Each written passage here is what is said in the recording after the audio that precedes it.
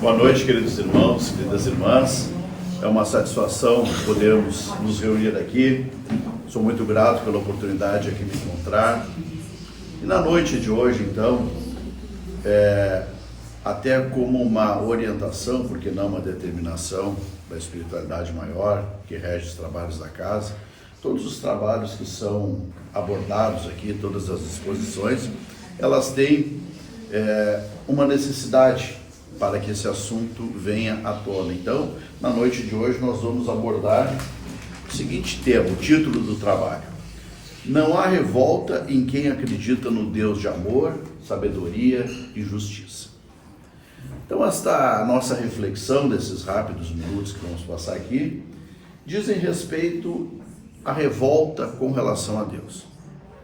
E antes de entrarmos na questão da revolta, é importante trazermos algumas informações que o Livro dos Espíritos, nas suas questões iniciais, nos traz a respeito de Deus. Dentre essas questões, a reflexão da noite nos interessa muito a questão que nos informa de que o nosso entendimento, a nossa definição, o nosso saber a respeito de Deus, ele vai se evoluindo à medida que nós também vamos evoluindo. Então, à medida que nós vamos tendo as nossas caminhadas reencarnatórias, vamos tendo as nossas experiências, vamos nos burilando, vamos vencendo imperfeições, vamos conquistando virtudes, à medida que esse processo, e um longo processo este, vai acontecendo, naturalmente nós vamos entendendo cada vez mais a noção e a interpretação a respeito de Deus. Então hoje talvez nós não tenhamos uma definição muito clara. Talvez essa definição seja mais um sentimento do que uma definição que possa ser explanada em palavras. Mas é importante destacar que em todas as épocas da humanidade, desde as primeiras civilizações, aquelas civilizações mais primitivas, ali já existia a crença em algo superior. Ali já existiam os sacrifícios para aclamar os deuses, porque na interpretação havia mais de um, depois com Moisés e com o povo hebreu veio a noção de um Deus único. Mas em todas as épocas da humanidade houve esse sentimento, o sentimento de uma força maior, de uma força criadora, de algo que está além do homem. Esse é o sentimento inato que nós carregamos a respeito de Deus, que, como eu falei, vai este entendimento se aprimorando ao longo das encarnações, ao longo do nosso progresso. Então, cada um tem a sua noção de Deus. Alguns, inclusive, que têm a noção de que ele não existe. São os chamados ateus. E veja que também é importante destacar nas questões iniciais ali do Livro dos Espíritos, que nós vamos ter, para facilitar a compreensão a respeito de Deus, nós vamos ter os atributos da divindade, nos falando de algumas características de Deus, características essas que nos ajudam a entender um pouco melhor a natureza de Deus. Então, dizendo que Deus é onipresente, está em todos os lugares, que é onisciente, que tudo sabe. E aí vai tendo outras informações, como também a bondade de Deus, a justiça de Deus, a sabedoria divina. Porque aonde se manifesta, por exemplo, a sabedoria divina? Basta nós observarmos a natureza, observarmos a perfeição. Não vamos sair para o universo, vamos ficar presos, atentos ao nosso planeta. Então, a própria lei da gravidade, ou seja, as coisas não saem voando, porque tem uma força que prende os seres à Terra, mas lá no meio da Terra tem uma incandescência chamada magma, e aí tem placas tectônicas, e tem camada de ozônio, e tem coisas que, quando a gente começa a estudar a formação física, a formação geológica do planeta, nós ficamos fascinados. E alguém com um mero pensar chega a uma conclusão: tem que ter alguma força maior para fazer. Que engenharia foi essa que possibilitou essa construção? E ali está a manifestação também de Deus pelas suas obras. Quando nós vimos uma planta, quando nós vimos um animal, quando nós vimos as criações, tudo isso é manifestação de Deus. E respeita-se quem não quer acreditar, porque cada um tem o seu momento. Isso é importante também a gente trazer na noite de hoje, que cada um tem a sua interpretação da sua vida, cada um tem a sua bagagem espiritual, cada um tem o seu momento. Nós que aqui estamos nessa noite fria, deve ter lá fora deve estar uns 4 graus de sensação térmica, nós destinamos um tempo da nossa noite para a nossa busca, para a nossa conexão com Deus, para a nossa conexão com a espiritualidade maior, com o nosso processo, por que não, de reharmonização espiritual através dos trabalhos que vão se desenvolver daqui a pouco. É a nossa busca, é o nosso momento. Hoje estamos nesse momento. Então a gente sempre vai ter essa compreensão dos momentos que as pessoas passam.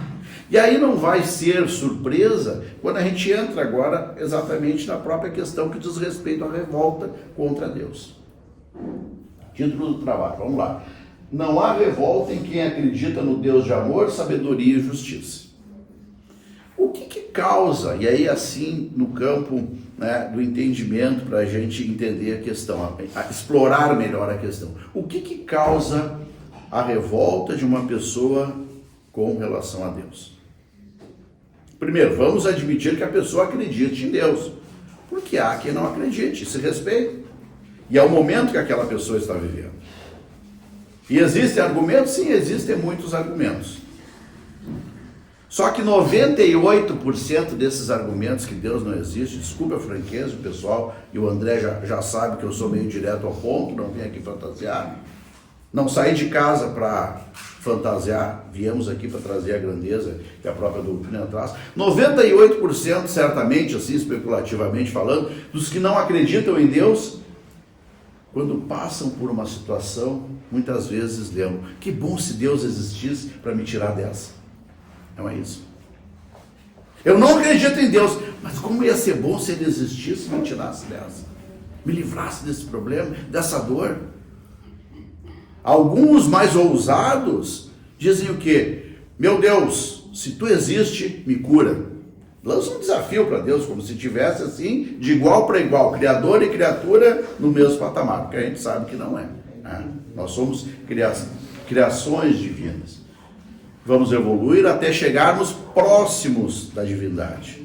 Próximos, não é do lado, não é igualado. Então, às vezes, aquele desafio que é lançado. A pessoa esquece de Deus a vida toda. A pessoa passa uma encarnação, muitas vezes, sem oração, sem buscar uma conexão com o mais alto, sem buscar olhar para o próximo, sem buscar um processo de caridade, sem buscar nada. E aí chega a doença, chega a provação, chega a abençoada doença, vamos assim colocar, chega o abençoado câncer. Renato, mas o que tu está falando? Estamos falando a doença vista de uma dimensão muito mais ampla, que não apenas a dimensão material.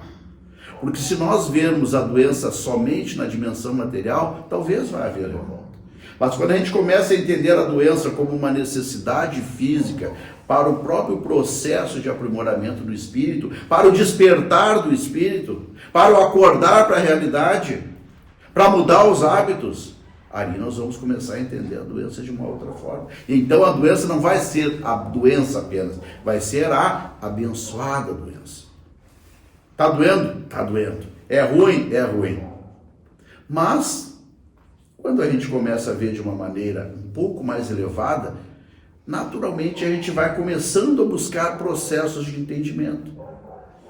As coisas vão começar a fazer um sentido. Então, muitas vezes, voltando à nossa linha de raciocínio, a revolta contra Deus, ela vai vir muitas vezes na doença. Ela vai vir muitas vezes na perda de um ente querido, de um filho. Muitas vezes um filho ou uma filha com pouca idade.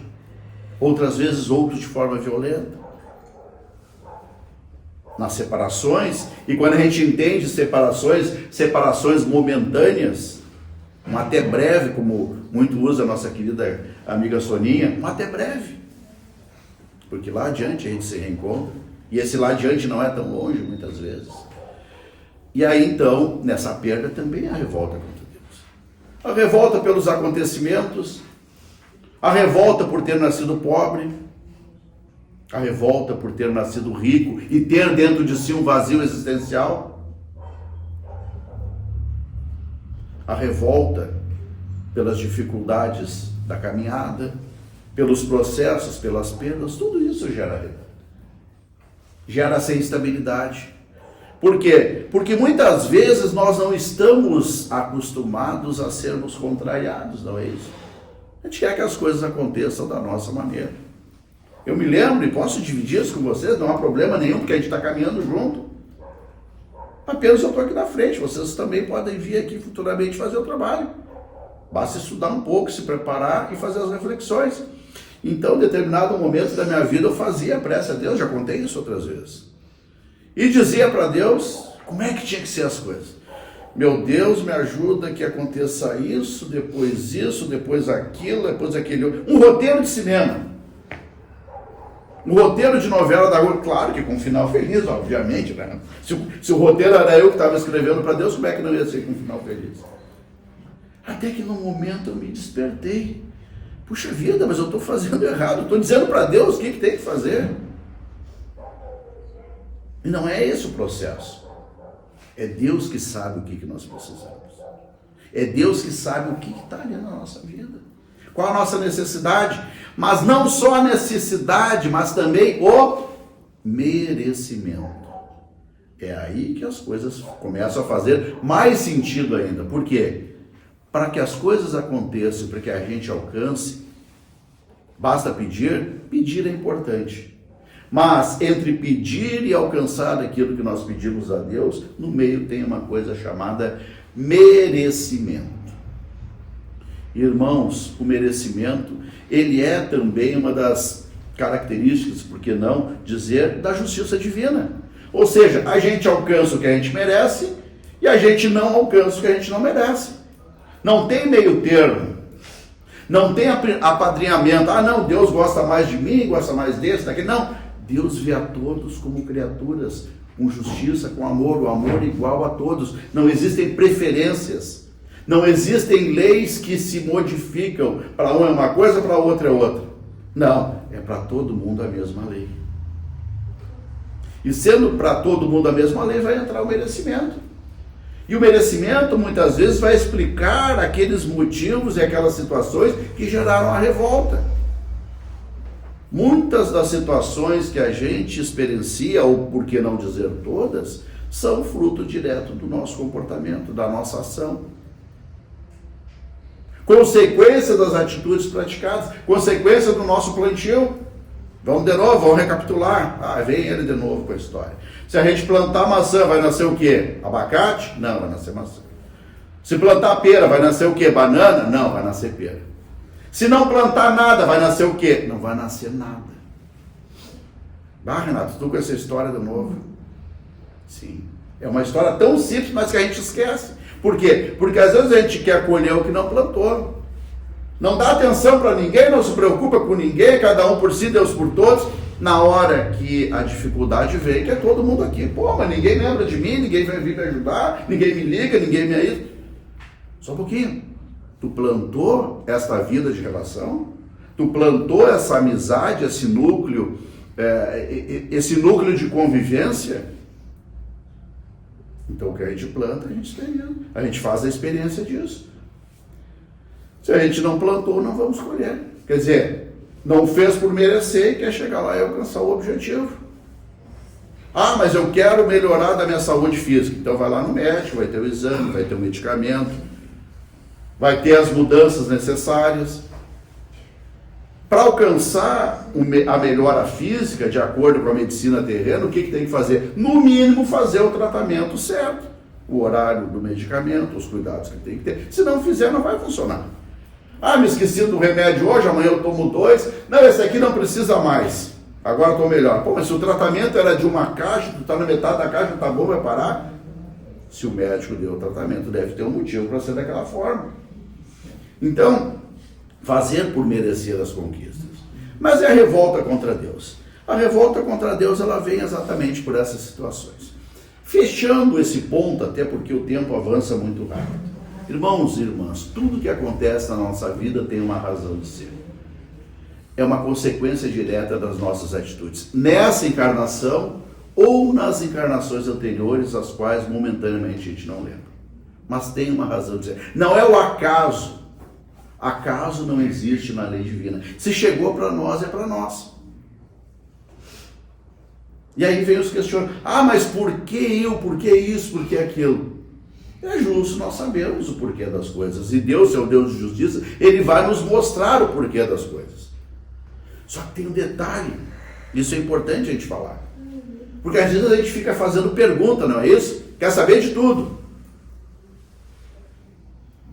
Será que a gente está preparado para a resposta da pergunta? Porque quando a gente pergunta, Deus responde. Está preparado para a resposta? Às vezes a gente não está preparado. Então, como a gente não está preparado e Deus nos conhece, Ele não nos dá a resposta. Fica momentaneamente aquilo ali sem resposta, sem entendimento. Quando retornamos à pátria espiritual, muitas vezes vem a resposta. Olha, tu passou por isso devido a essa situação.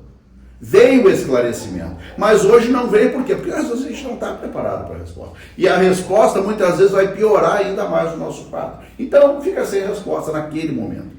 Vem apenas o quê? O convite para a transformação, o convite para buscar algo, o convite para sair da zona de conforto, que é exatamente isso que a dor nos proporciona. Exatamente isso que a dor faz na nossa vida. Então a revolta, ela vai surgir? Poderá surgir. Mas nós temos que estar muito atentos, né? Porque se nós entendermos Deus como Deus de sabedoria, de amor, a gente vai entender que se chegou para nós, é para nós. Nós vamos nos resignarmos. Nós vamos muitas vezes ali entender que aquilo chegou com uma finalidade na nossa vida. Quando a gente começa a tentar entender a finalidade que Deus deu para aquele acontecimento, aí nós começamos a dar um passo para justamente conseguirmos superar aquela situação. Irmãos, na dificuldade, temos que buscar a Deus. E parece que eu estou falando uma coisa tão óbvia. Mas muitas vezes as pessoas que ainda não conseguiram alcançar esse entendimento espiritual fazem o contrário. Brigam com Deus. E a gente ouve seguidamente nas conversas. Muitas vezes as pessoas que estão afastadas de Deus. A gente pergunta, né? Como é que é a tua relação com Deus? Tu faz oração? Estou brigado com Deus. Estou brigada com Deus. E aí? Vai resolver isso? Irmãos, assim, bem simples que tem que ser rápido. Se já está difícil com Deus, se já está difícil com oração, se já está difícil vindo aqui uma vez por semana receber a terapia espiritual, como é que vai ser se não tiver nada desses recursos? Se já está difícil com Deus, vai ser muito mais difícil sem Deus. Por quê? Porque aí, sem Deus, nós desconectamos do divino, desconectamos do elevado e vamos conectar com o quê? Vamos conectar com o quê? Com alguma coisa a gente vai estar sempre conectado, sempre ligado. Com a baixa frequência, com a espiritualidade inferior, com os processos obsessivos, com os processos de enfermidade, com a espiritualidade que está só aguardando o momento, muitas vezes, para o processo de vingança espiritual daqueles erros que nós cometemos lá no passado, daqueles prejuízos que nós cometemos com relação àqueles espíritos que hoje nos perseguem. Sim, porque o obsessor ele não vem de graça. É outra coisa que nós temos que falar, porque muitas vezes o obsessor leva a culpa de tudo. Se existe um processo obsessivo é porque existe uma conexão. Essa conexão muitas vezes é o prejuízo que foi feito lá no passado, onde hoje existe a cobrança. Se existe um processo obsessivo é porque muitas vezes há uma sintonia de interesses. Às vezes a gente não enxerga o que o outro está pensando, mas a espiritualidade enxerga. E quando nós pensamos, emitimos ondas, emitimos sintonia e se conectam conosco o quê? Aqueles que pensam da mesma forma. E aí se instalam na vibração negativa os processos obsessivos. Então a obsessão não vem de graça. E é importante nós desmistificarmos isso até para entender o que a gente precisa mudar. Mudar na nossa conduta. Mudar no nosso processo de reforma íntima. Não é o irmão da mesa, não é o médium, não é o mentor que vai dizer o que tem que mudar. A gente vai dizer, parar, pensar, analisar, fazer oração e pedir o direcionamento para a nossa vida. E aí a gente consegue fazer esse processo de mudança. Então a revolta ela vai só nos afastar de Deus, vai só agravar o problema, vai abrir portas muitas vezes para situações extremamente difíceis. Portas muitas vezes onde nós teremos que retornar e refazer o caminho. E, irmãos, na caminhada espiritual, quão bom é quando a gente segue o caminho do bem, quando a gente desperta e vai pelo caminho certo. Porque quando a gente vai pelo caminho torto, a gente vai ter que voltar para o caminho certo. Isso dá trabalho, isso dá sofrimento. Isso nos faz perder tempo, um tempo precioso na caminhada espiritual. Por isso a importância de nós nos guiarmos sempre com aquele esforço das coisas retas, das coisas certas. Mas, por mais brigado que estejamos com Deus, por mais revoltados que estejamos com Deus, Ele não nos abandona. Ele continua nos amando, nós continuamos sendo o filho, uma criação dele, um filho, um espírito que foi criado por Deus. O amor por Ele, o amor dele por nós continua o mesmo, continua intenso. Nós é que desconectamos, mas Ele está lá. Então, quando a gente resolve se reconectar, naturalmente as coisas começam a ter a sua modificação. Às vezes, irmãos, a gente está precisando se ajoelhar, e aqui o ajoelhar-se é no sentido simbólico, se for no sentido físico, e se achar que isso é necessário, assim o faça, e conversar com Deus. Aquela conversa íntima, aquela conversa séria, aquela conversa real, aquela conversa sem máscaras, que é o tema que nós vamos trabalhar no mês que vem, não é isso?